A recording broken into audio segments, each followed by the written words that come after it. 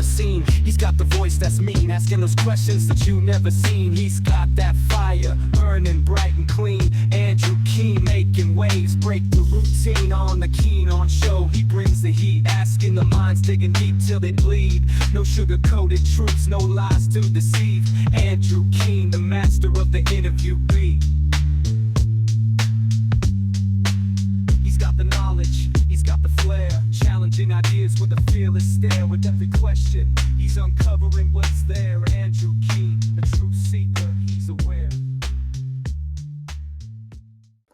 Hello, everybody. It is Saturday, November the 2nd, 2024. We're back on the FT Books of the Year, 6 books on the shortlist for this illustrious prize. And today we're talking to the author of an intriguing new book, Growth, A History and a Reckoning, Daniel Susskind. As it happens, yesterday, I had another British author on the show, John Moynihan. He has a book, Return to Growth. It's not on the FT shortlist, but it actually got a nice review in the FT. Very different take on growth. And this is what John Moynihan said to me when I told him I was going to be talking today with Daniel Susskind. And his father were both associated with Balliol College, Oxford, that I also went to and had a lot to do with over the years. So I knew them both. It's the most left-wing college in Oxford, and there's a lot of stuff that I feel is fairly magical thinking about how we don't need. Tell that to the couple of billion people around the world who are living in poverty right now, that they don't need growth. Of course they need growth. And there are many, many countries around the world that are far richer than we have here in the UK, and are continuing. It's no problem, and it's very good for the people. And it's all very well if you're a relatively pampered Oxford don living the life of ease to say that more growth is a bad thing. But try and tell that for somebody who's just starting out in life, who's going to get married and have kids. Well, Daniel, are you a pampered Oxford don in your attitude to growth? Yeah. There's two very interesting things about that. One is, I think most people wouldn't really think of Balliol as being particularly left-wing. If you unless you're a Thatcherite well, minister. the Boris Johnson, of course, is perhaps the college's most famous alumni of the last few years, and he certainly isn't left-wing. The other, I'm afraid, big mistake there, of course, is that, and it betrays, I'm afraid, that John hasn't read my book, is that my starting point is that growth is a fantastic thing. We desperately need more growth. In fact, the book is, in part a reaction against exactly the movement that John is ascribing to me, the degrowth movement, the idea that the way to solve the sorts of problems that growth presents us with is to press pause on growth or even go into reverse. As I write in the book, I think that would be one of the most misplaced acts of self-harm that humankind could inflict upon themselves. So I think John and I might find ourselves in violent agreement on that. Yeah, I have to admit, I'm probably a bit unfair. I perhaps presented you slightly unfairly to John, and I did it without giving him time to prepare. As you say, your book is in some ways a challenge to the degrowth movement. We've had a couple of the leading figures on the degrowth movement on the show. Tim Jackson, I'm sure you're very familiar with his book, Post Growth, and also Jason Hickel, another founding member of the degrowth movement. His latest book is Less is More. Would it be fair to say, Daniel, that your book is somewhere in between Moynihan and his Thatcherite attitude to the importance of growth and the Jacksons and the Hickels of the world? I think that's right. And I think, in a way, the argument of the book is that although John's view and Jason's view and Tim's view are very different, actually they're making the same fundamental mistake, which is to focus on only one part of the growth story and neglect the other. So each side is either focusing too much on the benefits of growth, which are extraordinary, and neglecting the immense price of growth, or contrary, the degrowthers are focusing far too much on the costs of growth and neglecting the immense price. And so what we have to do is find a way to chart a path between these two extremes, and that's what I'm trying to do in the book. Give us a narrative of the history of growth. You're presented as an Oxford economist, but you're not a quantitative economist. You have, I think, some philosophy in your work, some politics. You're certainly very interested in environmentalism too. What is the history of growth? Who's the founder of the idea of growth? Is it intimately bound up with the growth, so to speak, of the science of economics from Smith onwards? I mean, so I'm very interested in sort of intellectual history, and particularly in this book, the history of the idea of economic growth. I mean, what's very interesting is that before the 1950s, almost no economists, politicians, policymakers, anyone really was talking about the idea of economic growth. And you mentioned there Smith. It's what people often say in response to that. Well, hold on, Smith, Ricardo, Marx, Malthus, surely they were talking about growth. And to some extent they were, but what united all of them, and Marx was the exception really, what united all of them was a belief that growth would eventually fizzle out. All the classical economists thought this way, that our economies were necessarily trending towards some what they called stationary state. The idea that growth could go on indefinitely is an incredibly modern phenomenon.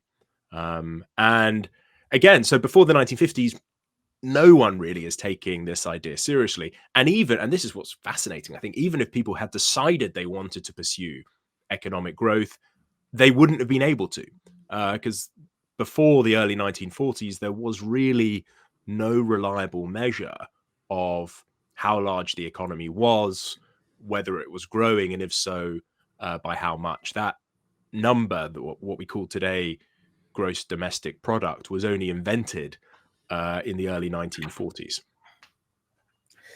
GDP, of course, otherwise known gross domestic product. I'm sure you've heard, right.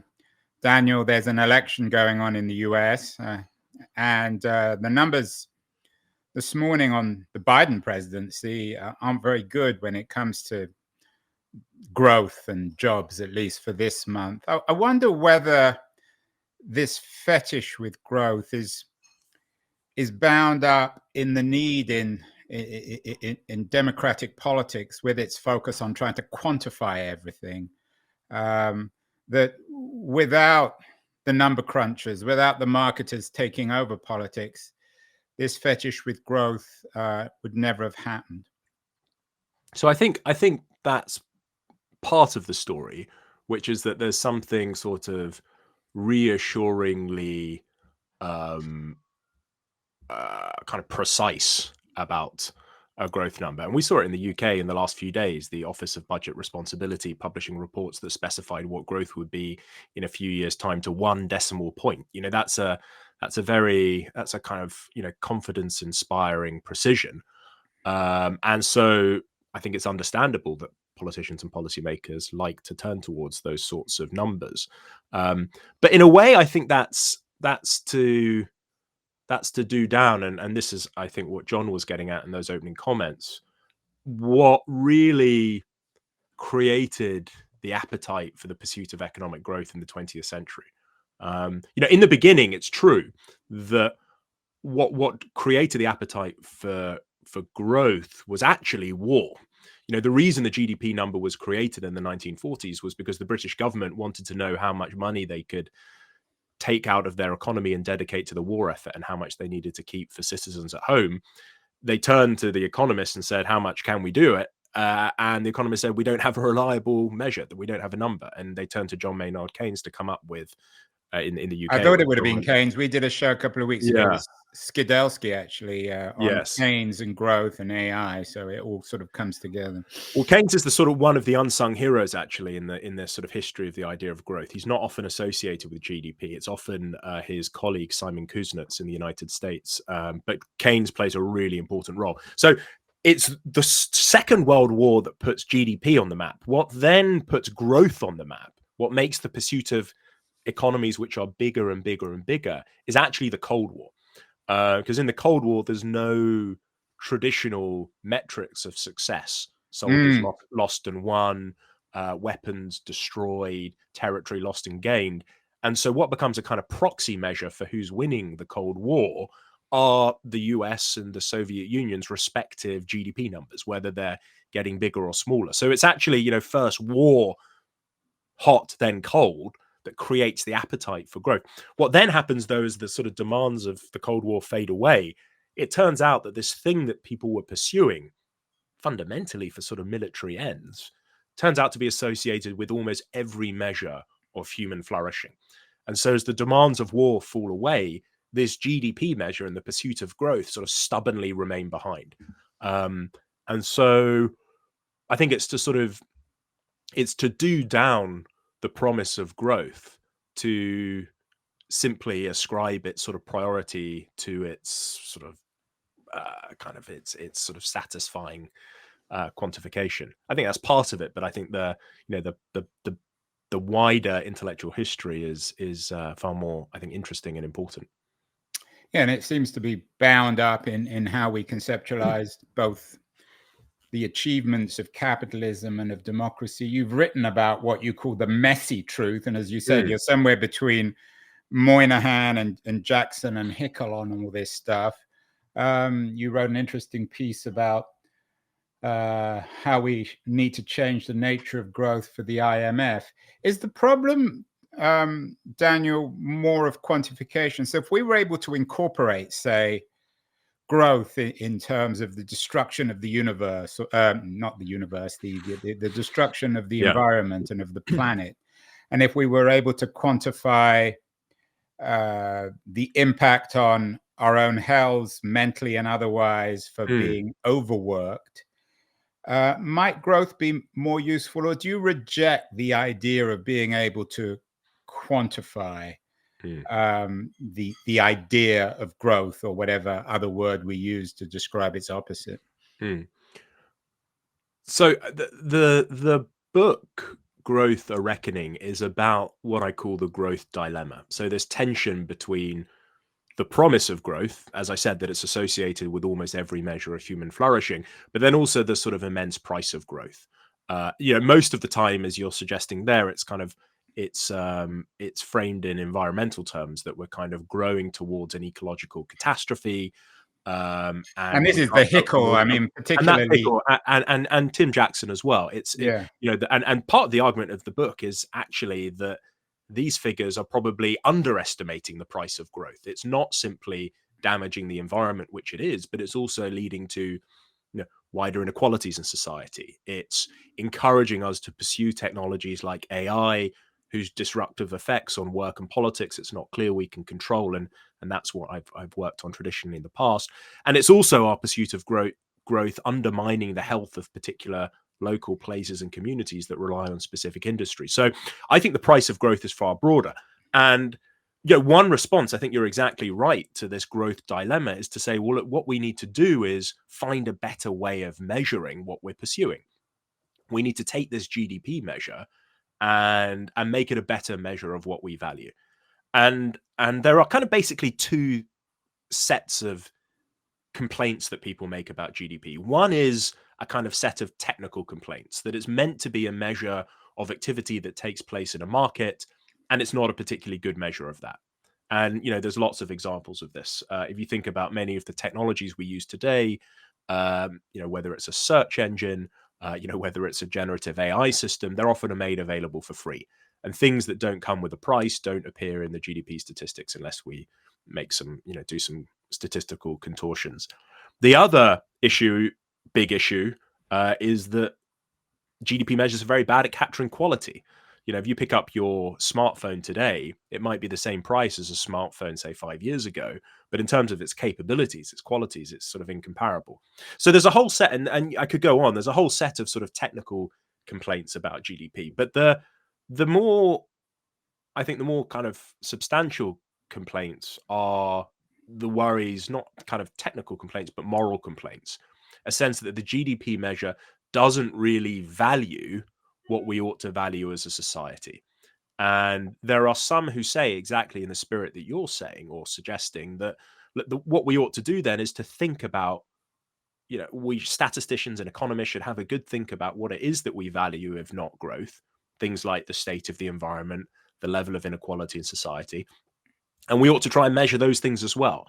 And then we ought to bundle them all together in some sort of GDP plus, some kind of improved GDP figure.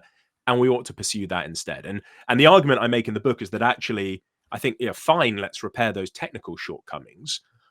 But the idea that we can also repair these moral limitations of the measure, I think, is just completely misguided. And the reason I think it's misguided, and this is one of the important themes of the book, is that these questions about what else we ought to value, if not growth, say the environment, say inequality, say the health of local place and communities, and how much we ought to value them, those are some of the hardest questions we can ask, and they invite immense disagreement. And the place for engaging with those questions is not in statistical offices and central government treasuries. It's not to be handled by economists and technocrats. It's a question for citizens. And one of my pleas and one of my proposals in the book is that we ought to try and return more and more of these questions about what it is that we value. And when we face difficult trade-offs between the pursuit of prosperity and other things we might care about, we've got to try and return them to politics. Yeah, and I want to come to politics, but in Sure. many ways, you said you're obviously very interested and very well versed in intellectual history. In many ways, are the issues that you're bringing up, this challenge and problem with quantifying anything, they're just a return or a repeat to John Stuart Mill's critique of his godfather, the utilitarian Jeremy Bentham, and his critique of utilitarianism. And the utilitarians, of course, including Mill's father, attempted to try to quantify everything into pleasure and pain and whatever outcome was beneficial to society. But Mill pointed out that it's actually a lot more complicated. Are you really doing the same thing when it comes to GDP? Yeah, that's I'm not interesting. suggesting you're, of course, John Stuart Mill, although That you're would be- also from a very dynamic family. I'm sure your father wasn't quite as much of a bully as Jeremy Mill. Yeah, the stories of I wasn't speaking Greek at 5, I think, was something ridiculous thing. James Mill, not Jeremy Mill. I'm sorry. Yeah, I think there's questions about what this issue that many of the things we measure are not valuable from a social point of view, and many of the socially valuable things we can't measure. I'm sort of sympathetic to that. My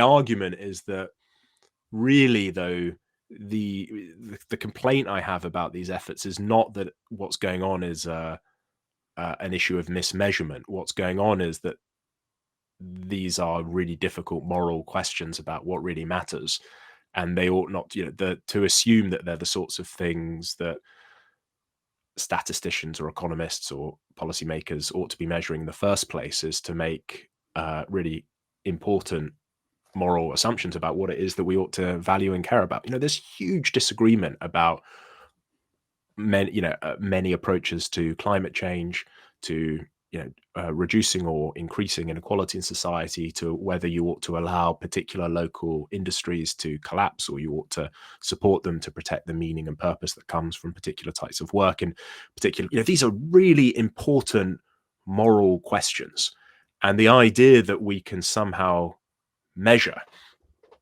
seems to me to ignore the fact that these are moral disagreements that we ought to thrash out in politics.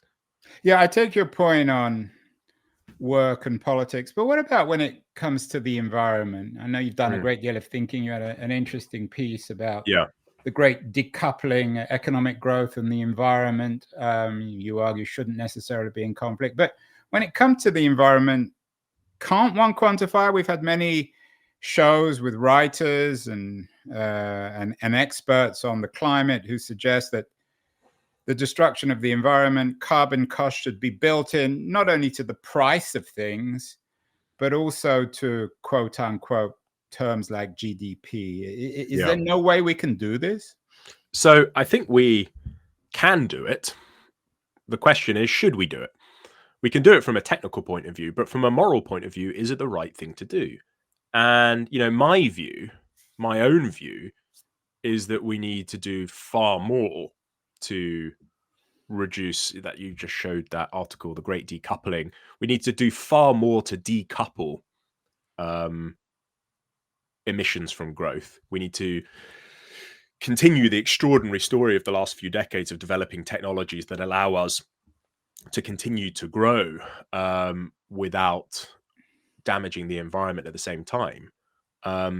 But the question, how much should we value the environment and how much should we value it relative to other things that we care about? Those are really hard moral questions, and there's lots of disagreement about them. And you can see that already. There is simmering discontent in this country, for instance, about the pursuit of net zero. And you can see it far more starkly in the United States.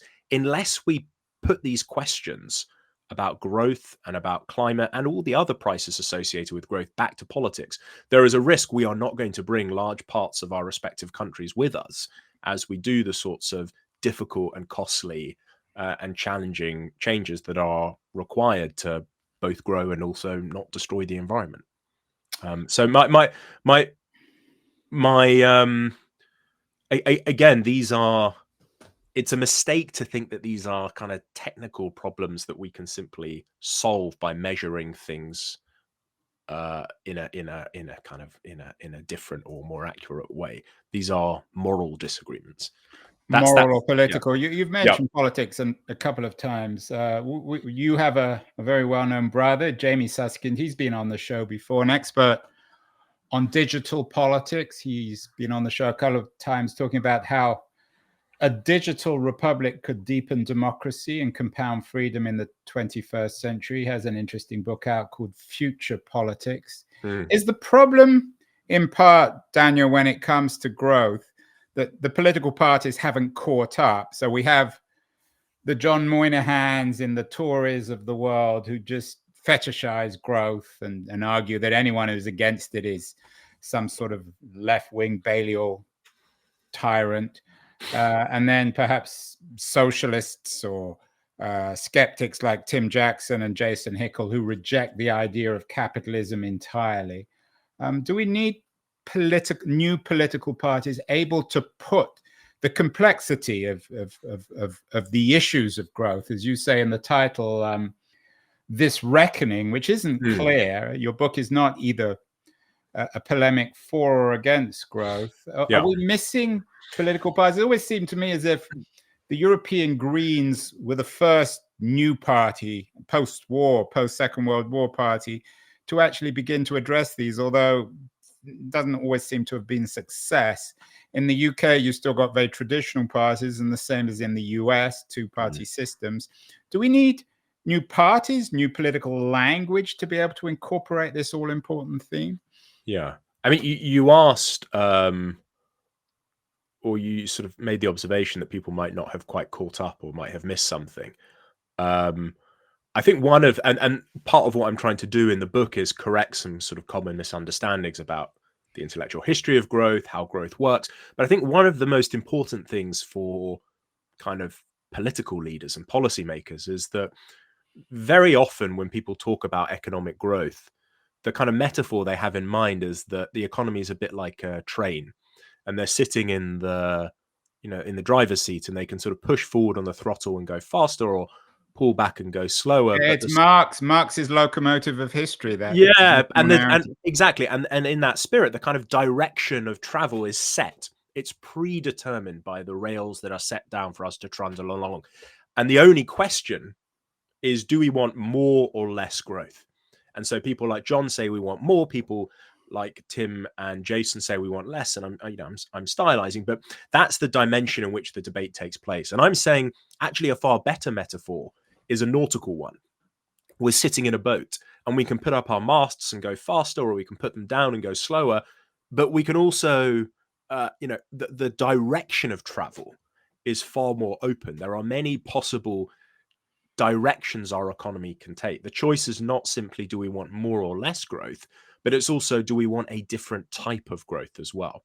And I think the big difference between me and those other positions that you mentioned is that I'm far more ambitious about the possibility that we have to change the nature of growth.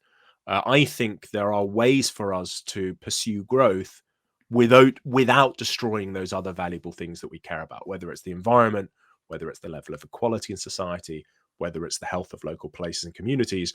And so a big part of the book, a big practical part of the book, is not simply how we get more growth, which I think is really important, but also how we change the nature of growth, how we can change the incentives that people face in society, so we develop technologies that don't simply make us more prosperous, but also don't trash these other valuable things that we care about. Yeah, and your previous books, you wrote one with your father, The Future of the Professions. I thought was a very good book. And you've written a book called A World Without Work. A lot of your quote unquote work before focuses on the future of work, and particularly technologies. You've talked already, or you've touched on AI. I noted on your X page, Daniel, that there's an image of, I think it's a Cézanne painting, probably set in the south of France, very relaxing. Are you suggesting that when it comes to growth, work or the absence of work is critical? Because we all complain about working too hard, and then we get upset if GDP doesn't grow. How bound up in the future of GDP and this obsession with economic growth is the future of work and the role of technology in that work? So the running theme through all my work is technology. I mean, although this is a book about growth, a level down, it's fundamentally a book about technology. Because in my view, what drives economic growth primarily is technological progress. And those previous books are looking at the impact of technology in one particular part of our economic lives, namely the labor market, the work that we do. And this book is looking at the impact of technology more generally on society. I should say that, one of the things that sort of made me initially attracted me to this new terrain was the observation that many people in the world of artificial intelligence, which I'd spent, more than a decade in, were talking the same way about technology as those in the environmental movement. The people who were saying we ought to press pause on progress in AI or even slow it down sounded very, very similar to those in the environmental movement who said we needed to press pause on, other types of technologies or even, stop using them altogether.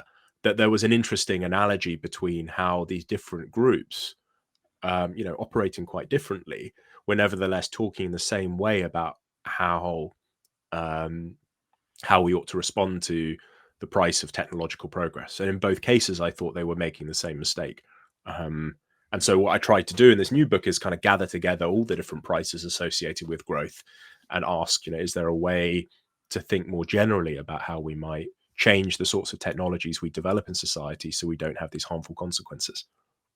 And what was the conclusion? More or less AI? Different type of AI. So, if you think about the sort of labor market context, for instance, which is, as you noted before, where I've spent 10, 15 years thinking and writing, very broadly, technology can have two effects on the labor market. Either technologies can substitute for workers, displacing them from particular tasks and activities, and those are the sorts of cinematic stories that we hear about every day in the popular press, stories of systems and machines taking on new tasks and activities we thought only human beings could do, making medical diagnoses, writing jokes, designing buildings, composing news reports, all of that stuff. But technology can also have a very different effect. It can also complement human workers. It can also make them, it can also increase the demand for people to do tasks and activities that haven't yet been automated. And so the story of technological progress and the story of the impact of automation on the labor market is the story of the battle between these two forces, this harmful substituting force that eats away at the demand for workers, and this helpful complementing force that increases the demand for workers. And there's one view which says, well, look, there's not much we can do. These technologies are becoming more powerful. That battle is a sort of foregone conclusion. There's another view that says, no, we can actually step in and try and shape the sorts of technologies that we develop. So, in the US, for instance, in every single year since 1981, the US tax system has, well, the effective tax rate on hiring a worker has been higher than using a machine. In other words, the US tax system creates a very strong incentive to automate the work that people do. And so you might say, well, look, if work is something that we think is valuable, not simply because it provides people with an income, but also perhaps provides them with meaning and purpose, then we ought to step in and try and change the direction of technological progress, redirect it away from substituting for workers towards complementing them. That's the spirit of what I'm going on about in the book, that we need to think not simply about do we want more or less technological progress, but do we want different types of technological progress, and how might we go about in practice achieving that? I mean, do you think there could be a moment in the future where we celebrate shrinking growth? You had an interesting piece in the London Times recently about the diet pill Ozempic. You argue it can save the NHS, it can allow people to lose weight and therefore improve their own personal health. If we go from the personal to the political, or from the personal to the public, is there equivalence of Ozempic in the public sphere where the economy can be shrunk to everyone's benefit? I mean, the reason the Ozempic thing I found so fascinating was because people get very excited. That first book that I wrote, The Future of the Professions, one of the professions I wrote a lot about was the healthcare profession. Thought a lot about the future of health and the future of medicine. And over the last 10 years, people have got very excited about, AI-powered diagnostics and, virtual wards and things like that. And the argument of that piece was really, we ought to be just as excited about this new technology, namely Ozempic.